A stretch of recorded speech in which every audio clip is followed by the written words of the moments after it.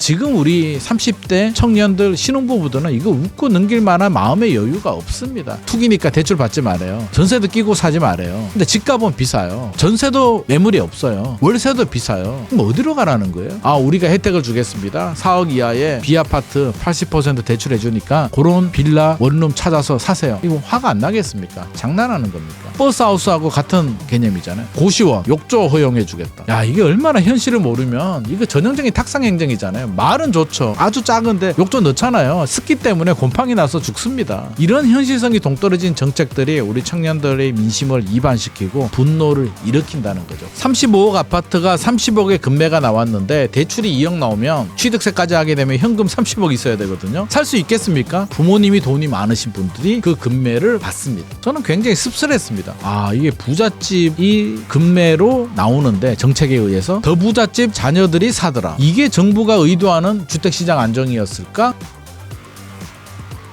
자, 우리 청년들 입장에서 보게 되면 예전과 상황이 많이 달라졌습니다. 저는 이제 기성세대죠. 50대입니다. 저희가 젊을 때만 하더라도 제 친구들도 부자 친구들이 있습니다. 집안이 부자고 앞으로 탄탄대로로 갈 것 같은 친구들이 있죠. 있는데 부럽긴 하죠. 부러운데 그렇게 뭐 어떤 박탈감?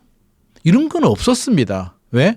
아니, 내가 열심히 노력해서 충분히 좋은데 취직할 능력도 되고 나 열심히 하면 될 것 같으니까 집도 열심히 노력하면 살 수 있고 그때는 그런 환경이었습니다. 우리는 그런 시대를 살아왔습니다. 기성세대들은. 그래서 대출을 받아서 집을 사고 전세를 끼고 집도 사고 있는 집도 전세도 주고 정부가 하지 마라고 하는 갭 투자와 대출을 받는 걸 우리 기성세대들은 다 했습니다. 우리 시청자들 중에 기성세대들 집 가진 사람 중에 100% 자기 자본으로 집 사신 분 있으십니까? 없잖아요. 다 대출을 받고 전세를 끼고 살다가 전세 주기도 하고 다 그렇게 살아왔습니다. 그런데 우리 청년들한테는 하지 말라고요. 대출도 투기니까 대출 받지 말아요. 전세도 끼고 사지 말아요. 근데 집값은 비싸요. 전세도 매물이 없어요. 월세도 비싸요. 그럼 어디로 가라는 거예요? 아, 우리가 혜택을 주겠습니다. 4억 이하의 B아파트 80% 대출해 주니까 그런 빌라 원룸 찾아서 사세요. 이거 화가 안 나겠습니까? 장난하는 겁니까? 버스하우스하고 같은 개념이잖아요. 버스하우스도 예전 같으면 웃고 넘겼을 겁니다. 그냥 그래 해프닝으로 끝날 수 있는데 지금 우리 30대 청년들 신혼부부들은 이거 웃고 넘길 만한 마음의 여유가 없습니다. 의식주에 주거가 흔들리고 있는 상황인데 내 삶이 지금 불안하고 흔들리는데 그 버스하우스로 웃고 넘기겠습니까? 그러면 정책 방향 자체가 청년들의 주거 안정에 맞춰야 되고요. 내 자식이라고 좀 생각을 해야 될 것 같습니다. 내 자녀가 지금 갈 곳이 없고 불안하다면 이런 정책이 나올 수가 없다고 저는 생각합니다. 왜? 정책하시는 분들 보니까 다 자기 자녀들은 다 유학 가 있더만 다 잘 살고 좋은 대학교 나오고 좋은 직장 가지고 다 잘 사니까 이게 강 건너 불구경하는 거 아니겠습니까? 그래서 아, 내 자식이 직장이 없다, 내 자식이 집이 없다, 내 자식이 힘들다라는 입장에서 해본다면 내 자식이 사는 집을 이렇게 하겠다? 문재인 정부 때도 있었죠. 주택수를 늘려라고 하니까 LH가 뭘 하냐면 대통령이 보러 가자고 하니까 인테리어를 새로 합니다. 5천만 원 들어서 리모델링을 새로 해서 대통령한테 보여준 거예요. 그 대통령이 집 청년들이 이 정도면 살만하네 라고 하는데 다 씌워줘. 실제로 그렇지도 않은 걸 인테리어에서 그것도 주택수를 늘려라고 하니까 33제곱미터를 반으로 쪼개서 17제곱미터짜리 2개를 만듭니다. 17제곱미터에 들어가서 청년들이 샤워 부스에 몸도 못 돌립니다. 취지는 뭐 저는 좋다고 생각을 합니다. 우리 청년들이 주거가 불안하구나 이제 정부가 인지를 한 것 같고요. 대책이 나온 점에서는 뭐 저는 잘했다고 생각합니다. 일단 첫 단추에 모든 걸 뭐 다 맞출 수는 없고 첫 술에 배부를 수는 없기 때문에 방향성은 옳은데 이 디테일이 굉장히 아쉽습니다. 자, 4억이라는 게 서울에서 4억이야. 이제 B아파트입니다. 정부가 또 B아파트라고 못을 박으면서 이제 비판을 많이 받는데 B아파트도요 4억 이하 찾기 쉽지 않습니다. 찾아보십시오. 한번 현장에 나가봐야 되는데 정책을 만드는 분들이 현장에 안 나가다 보니까 서울에 4억 이하 B아파트 찾기가 하늘의 별 따기입니다. 진짜로. 있죠. 있습니다. 뭐가? 위치가 안 좋거나 오래됐거나 면적이 너무 적거나 원룸 같은 거는 충분히 가능한데 생각을 해보십시오. 우리 청년들이 집을 사는데 지금 원룸이 없어서 우리가 지금 아우성인가요? 그거 아니거든요. 그래서 이런 4억이라는 기준 자체도 저는 너무 낮게 책정이 됐다. 한 8억 정도까지는 해줬어야 된다고 생각이 됩니다. 왜 빌라도 방 2개 있는 괜찮은 살만한 곳들, 특히 신축은 6억 8억씩 하거든요. 그래서 8억까지는 해줘야 된다. 집값의 8억, 그리고 비아파트는 빼야 됩니다. 판단은 청년들이 해야죠.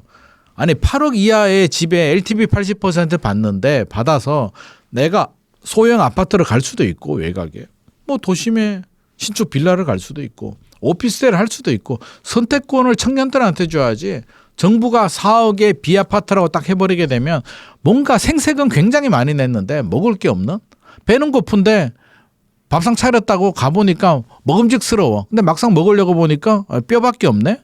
고기가 몇 점 안 붙었네. 뭐 이런 느낌이니까 우리 청년들은 분노를 하는데, 저는 인식 자체가 좀 달라져야 된다고 생각을 합니다. 뭔가 정부가 우리가 줄 테니까 니들은 받아 먹어. 약간 선민사상 같은 게 굉장히 많이 남아있다고 생각을 하는데요.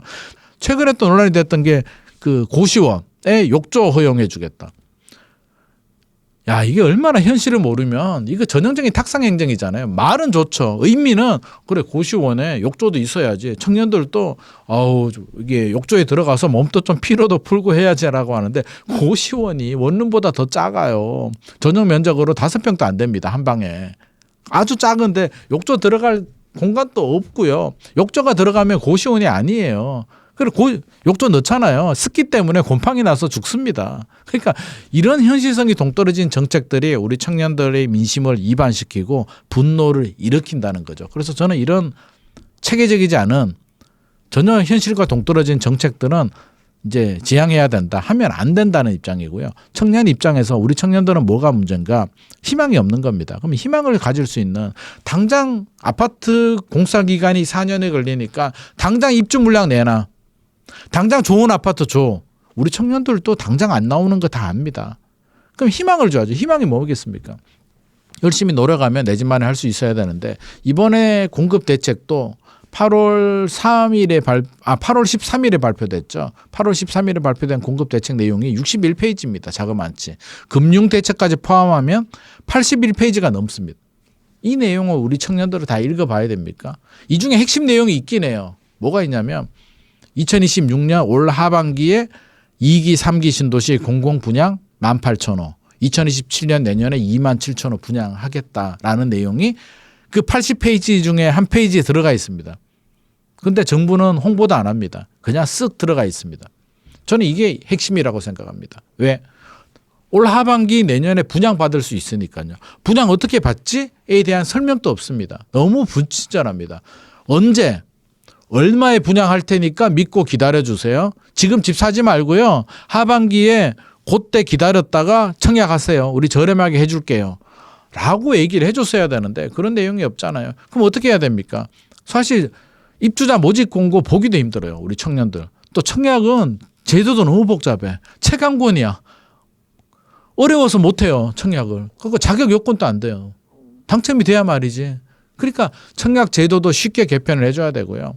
가격도 저렴하게 확정 분양가로 해줘야 돼요. 그리고 분양 일정도 너무 복잡하니까 민영 아파트는 청약홈, 공공 아파트는 LH 청약 플러스에서 확인해야 되는데 언제 이렇게 들어갑니까? 그러면 오히려 2000년대 2기 신도시는 합동 분양을 했거든요. 한꺼번에 분양을 했습니다.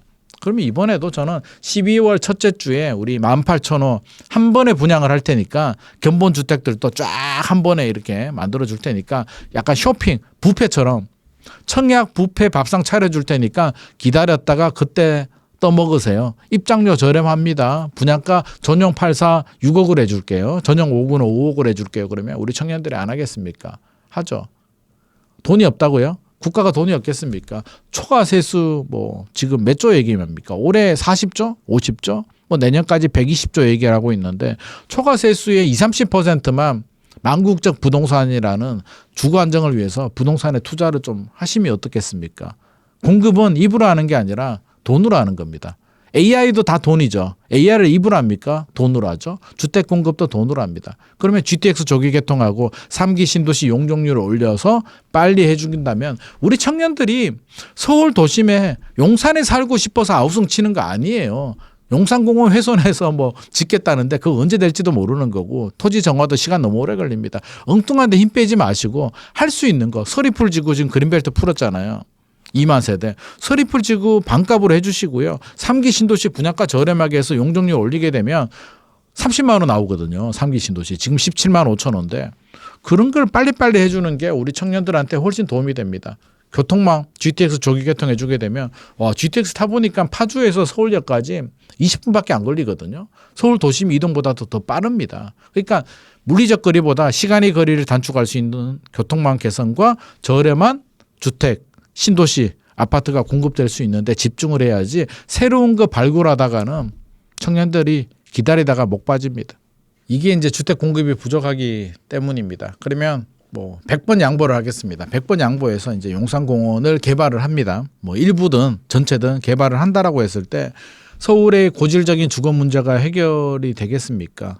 이게 뭐 전체 개발은 현실적으로 어려울 것 같고 일부 개발하게 되면 뭐 10,000세대, 20,000세대, 많게는 50,000세대 얘기를 하는데 몇 년은 안정될 수는 있겠죠. 거기 들어가는 청년들은 매우 해피하겠죠. 이거는 일반 주택과 다릅니다. 청년 임대주택을 만들겠다는 건 한번 들어간 분들이 이제 지속적인 거주를 하게 됩니다. 일반 아파트는 이제 매물 회전이 되잖아요. 세입자한테 전세를 줄 수도 있고 본인이 입주할 수도 있고 중간에 팔 수도 있고 매물이 나오는데 청년 임대주택은 고정주택이기 때문에 실제로 일반 아파트보다 회전이 잘 되지 않습니다. 그러면 서울은 1년에 신혼부부들이 5만 쌍이 결혼을 하고요. 이혼을 만상하고 지방에서 올라오는 분들이 3만 쌍 정도 됩니다. 9만 약한 10만 정도가 수요가 늘어나는 지역입니다. 그러면 개발을 하더라도 물론 사명 인구도 있습니다만 늘어나더라도 한 2년 정도면 다 소진이 될 겁니다.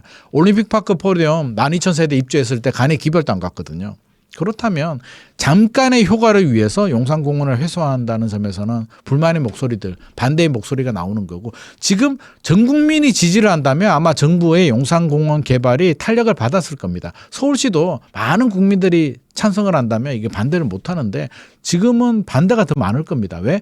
공공재인 공원을 이용하는 게 더 편리하고 오히려 공급은 3기 신도시를 빨리 하거나 서리풀지구 그린벨트 풍구를 빨리 하거나 아니면 근처에 자투리 땅을 하거나 여러 가지 방법들이 있는데 마지막 수단인 또 서울의 도심 귀한 공원을 훼손한다는 점에서는 여전히 반대 목소리가 있고 현실적으로는 특별법 개정해야 되고요. 토지 오염이 너무 많아서 확인해 보니까 그 정화 비용만 1조 정도, 정화 기간만 5년 정도 걸린다고 합니다. 지금 숨이 넘어가고 주거가 불안한데 토지 정화 5년 해서 정권이 바뀌게 되면 다음 정권에서 일관성 있게 추진한다는 보장이 있겠습니까? 우리 공원 개발 안 해 하면 끝나버리는 거기 때문에 우리 청년들 지금 주거를 불안한 청년들한테는 저는 큰 도움이 안 될 것 같고요. 희망도 안 될 것 같습니다. 괜히 논란만 만들어지니까 하고 싶다면 충분한 시간을 두고 사회적 합의 공감대가 형성이 되는 게 우선일 것 같고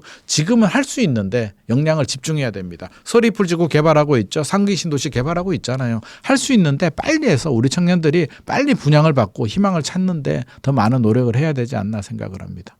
성공했겠습니까? 자, 제가 예를 들어 보겠습니다. 저는 올 5월 9일에도 양도세 중과세 이제 유예가 이제 마무리가 되고 중과세가 시행이 됐죠. 그 전에도 금배가 나왔습니다. 어땠습니까? 만족하셨습니까?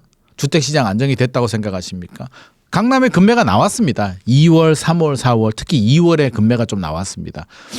제가 볼 때는 한 15%, 20%까지 떨어진 금매도 봤습니다. 35억, 36억짜리가 30억에도 매물이 나오더라고요. 좋았죠. 그런데 어떤 현상이 발생을 합니까? 그 집은 누가 사죠? 대출이 25억 넘어가는 집은 대출이 2억 나옵니다. 35억 아파트가 30억의 금매가 나왔는데 대출이 2억 나오면 취득세까지 하게 되면 현금 30억 있어야 되거든요. 살 수 있겠습니까? 우리 시청자들 살 수 있어요? 못 삽니다. 그럼 어떤 사람들이 사죠? 주식이 대박이 났거나 사업 소득이 엄청 좋은 캐시플로우가 엄청 좋은 분 또는 부모님이 돈이 많으신 분들이 그 금매를 받습니다. 저는 굉장히 씁쓸했습니다. 아, 이게 부잣집이 금매로 나오는데 정책에 의해서 더 부잣집 자녀들이 사더라. 이게 정부가 의도하는 주택시장 안정이었을까? 이게 파도를 쳐서 내려오면 괜찮은데 자 금매가 나온다는 건 뭐예요? 세금이 부담스럽다는 거죠. 세금이 부담스럽다는 얘기는 많이 올라간 고가 주택, 초고가 주택입니다. 우리 서민들 주거 안정과는 전혀 관계가 없는 시장입니다. 2월, 3월, 4월에 강남 급매가 나올 때 서울 성북구 집값은 계속 고공행진을 했습니다. 노도강, 금광구, 경기도 모두 다 집값이 올랐습니다. 동남권, 분당을 비롯해서 수원, 용인, 동탄까지 계속 올라갑니다. 그러면 강남에 일시적으로 급매가 나오는 게 주택시장 안정입니까? 아니면 우리 다수의 서민들이 거주하는 서울 외곽과 경기, 인천 집값이 안정되는 게 서민 안정입니까? 그렇게 바라본다면 정책의 포커싱, 목표가 강남에 맞춰지게 되면 사실 강남이 우리하고 무슨 상관이 있습니까? 저는 금매가 나와도 못 삽니다. 대출도 2억 나오는데 우리가 어떻게 삽니까? 제가 사지도 못하고 접근하지도 못하는 지역에 관심을 가지고 정책의 포커싱을 맞춘다는 것 자체가 난센스라고 생각이 됩니다. 물론 정부의 취지는 이런 겁니다. 강남 집값이 계속 올라가게 되면 나머지 지역들이 따라서 키를 맞춰서 올라가기 때문에 강남을 억제하면 나머지 집값 안정에 효과가 있다. 물론 틀린 말은 아닙니다. 그런데 시장 상황을 보게 되면 2022년, 2023년에 미국이 긴축하면서 집값이 떨어집니다. 2024년, 2025년 강남이 먼저 치고 올라가서 전고점인 2021년 가격을 30% 뛰어넘었습니다. 강남이 먼저 치고 올라갔고요. 한강벨트, 마포, 송동 같은 지역들이 치고 올라갔고 지금 외곽 지역들이 치고 올라가고 있는 키 맞추는 상황인데 지금 강남을 때린다고 해서 이게 5년, 10년 동안 강남 집값이 계속 안정이 되면 결국에는 뭐 안정 기조를 유지할 수 있습니다만 우리 30대 신혼부부들, 청년들, 전월세난에 시달리는 분들한테 이 기조가 10년 동안 이어지게 되면 드디어 안정이 될 수도 있습니다. 라는 공허한 메아리가 얼마나 체감이 될까요? 최근에 현장에 가보신 분들은 아마 깜짝 놀랄 겁니다. 집값도 너무 많이 올랐고요.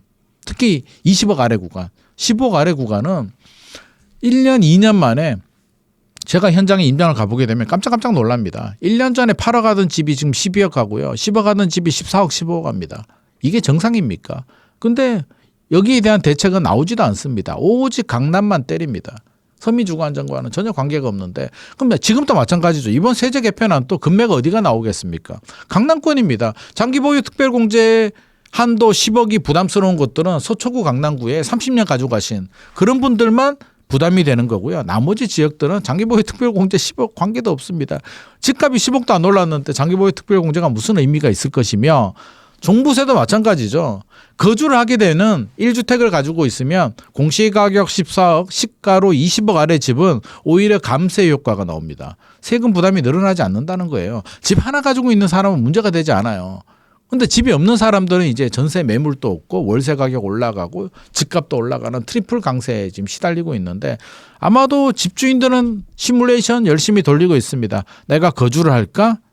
세입자한테 얼마 올릴까를 시뮬레이션 하고 있기 때문에 정책의 목표가 서민 주거 안정이 돼야 됩니다. 더 이상 부자들은 don't care. 우리가 지금 부자하고 무슨 상관이 있습니까? 서민 주거 안정이 1순위가 돼야 되고 전월세 시장 안정이 1순위가 돼야 되는데 지금 어느 순간 전월세 얘기는 나오지도 않습니다. 이번 대책에도 뭐 전월세 안정이라고 했는데 내용 자체를 보게 되면 이렇게 해서 전월세가 안정이 될 수 있나? 월세 소득 세액 공제, 월세 세액 공제를 해준다고 해서 월세 시장이 안정이 될까요?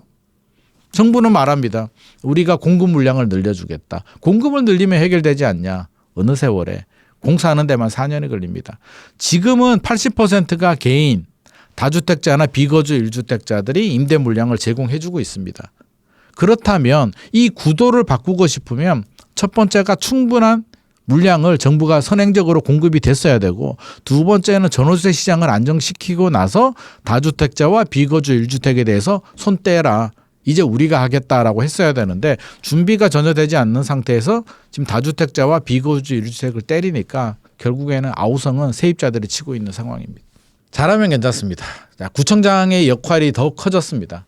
그런데 좀 걱정되는 부분이 있습니다. 서울은 25개 구입니다. 구청장이 25명이 있다는 얘기인데 역량이 다 다르고요. 가치관이 다 다릅니다. 구청장 중에서 재건축 재개발을 빨리 해야겠다라는 마음을 가지고 있는 구청장이라면 열심히 할 수도 있는데 부정적인 분이 있을 수도 있잖아요. 재건축 재개발하게 되면 젠트리피케이션, 원주민들이 쫓겨나가게 되고 여러 가지 사회 문제가 생기게 되고 실제로 증가 효과가 크지 않을 수도 있고 부정적으로 생각하시는 분들은 열심히 하겠습니까?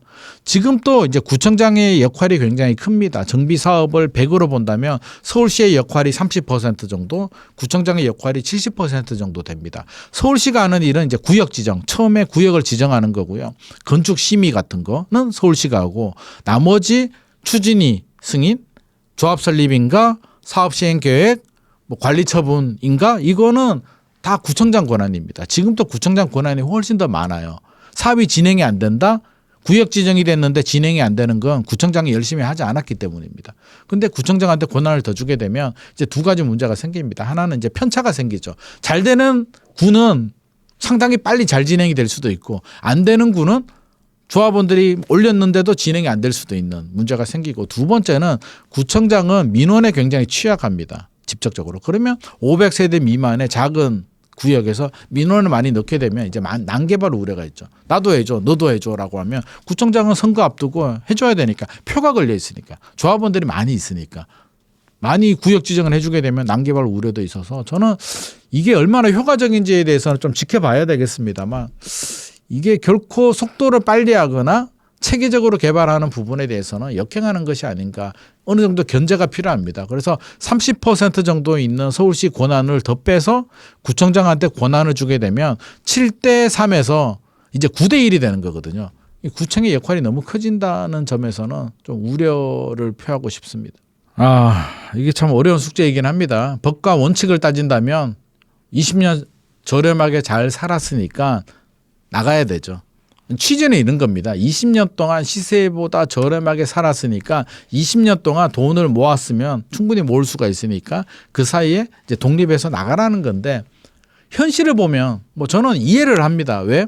살다 보면은요 20년 세월이 금방 지나가기도 하고요. 돈 모으기 쉽지 않습니다.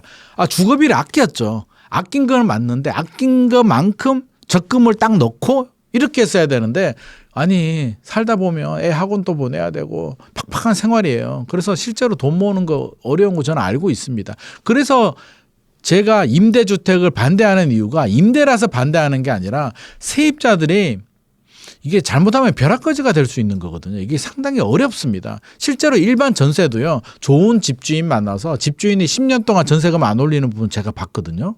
이분이 돌아가시고 나니까 아들이 상속을 받았어요. 시세대를 올려도 세입자가 감당이 안 됩니다. 10년 동안 워낙 많이 올랐기 때문에.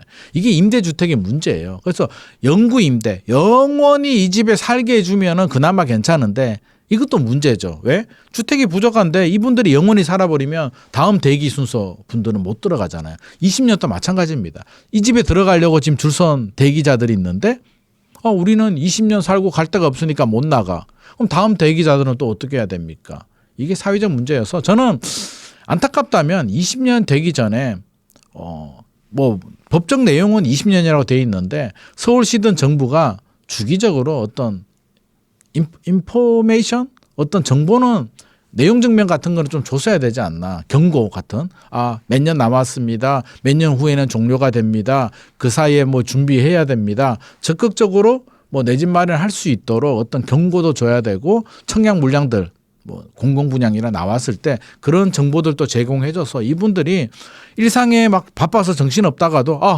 10년 남았구나. 5년 남았구나. 정부가 올해 무슨 분양이 나온다네. 내가 청약을 해야 되겠구나라는 걸 끊임없이 각성을 좀 시켜줬어야 되는데 그냥 법이 20년이라고 해서 그냥 방치해버리게 되면 대부분 분들은 그냥 20년 살아버리고 이제 진짜 갈 데 없어요. 20년 동안 얼마나 가격이 많이 올랐는데요. 또 일부에서는 그동안 잘 살았잖아. 물론 잘 살았는 것도 맞습니다. 그래서 이게 참 풀기 어려운 숙제이고 드디어 이 장기 전세가 가지고 있는 문제가 이제 터지는 거예요. 그래서 이거는 수습을 잘 해야 될 부분인데 빨리 이분들이 자립할 수 있도록 뭐 다른 집을 사거나 뭐 이렇게 할 때는 특별 뭐 대출이라도 좀 해줘야 되지 않겠습니까? 그냥 텐트 치고 살아라고 할 수는 없으니까 비켜는 줘야 되는 거는 맞죠. 다른 사람들도 들어와야 되니까. 대신에 이분들이 다른 데 전세를 구하거나 다른 아파트를 사는 데 있어서는 또 좀 예외 조항을 둬서 대출도 좀 해주고 해서 나갈 수 있도록은 좀 도와줘야 되지 않나. 원칙대로만 해봐서 나가라고 하면 결국에는 이분들은 갈 데가 없습니다. 텐트 치고 살 수밖에 없기 때문에 이런 문제가 반복되지 않도록 앞으로는 더 세밀하게 준비를 좀 해야 될 것 같습니다.